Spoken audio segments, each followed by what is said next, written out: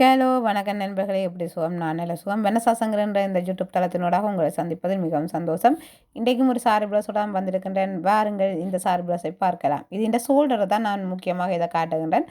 Shoulder, கழுத்து இந்த ரெண்டும் மிகவும் முக்கியமானது எங்கள் சாரி ப்ளவுஸில் அதாவது கழுத்து நான் இது உள்பக்கமாக தான் எடுத்திருக்கின்றேன்.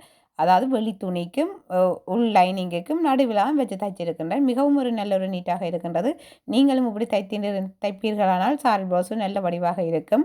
அதே நேரம் கழுத்தும் நான் மிஷினாலாம் தைத்திருக்கின்றேன். கையால் தைக்கலாம், ஆனால் நான் மிஷினாலாம் தைத்திருக்கின்றேன். ஏனென்றால் மிஷினால் என்றால் நல்ல ஒரு நீட்டாக இருக்கும் என்று தான் நான் மிஷினால் தைத்திருக்கின்றேன். அதே நேரம் இந்த சைட்டுகளை பாருங்கள், சைட்டுகளை நல்ல நீட்டாக நான் தைத்திருக்கின்றேன். எங்களுடைய சாரி ப்ளவுஸ் எவ்வளோத்துக்கு எவ்வளோ வெளிப்பக்கம் நீட்டோ அதே மாதிரி உள்பக்கம் நீட்டாக இருக்கணும். அதைத்தான் நிறைய பேர் கவனிக்கின்றார்கள். இந்த சாரி ப்ளவுஸ் பின் போட்டு சாரி ப்ளவுஸ். அதே நேரம் இந்த குக்ஸுகள் ஒரு இஞ்சி இடைவெளியில் நாங்கள் தைப்பமாக இருந்தால் இன்னும் நல்ல நேர்த்தியாக இருக்கும். இந்த சைட்டு தைகள் எல்லாம் நல்ல ஒரு நீட்டாக இருக்கணும். ஏனென்றால் நிறைய பேர் அதுகளைத்தான் கவனிக்கின்றார்கள். எங்களுடைய சாரி ப்ளவுஸ் இந்த தையலில் தான் நாங்கள் எவ்வளோ காலம் எக்ஸ்பீரியன்ஸாக நல்ல ஒரு திறமையாக நாங்கள் தைக்கிறோம் என்பது தெரியும். நாங்கள் உள்பக்கம் மட்டுமில்லை வெளிப்பக்கம் வடிவாக தைக்கணும். இதில் பாருங்கள், வெளிப்பக்கம் நல்ல ஒரு நீட்டாக இருக்குது. இந்த சாரி ப்ளவுஸ் அவ போட்டு பார்த்து தான் எடுத்தவ. போட்டு பார்க்கும்போது அவ்வளோ ஒரு வடிவாக இருந்தது.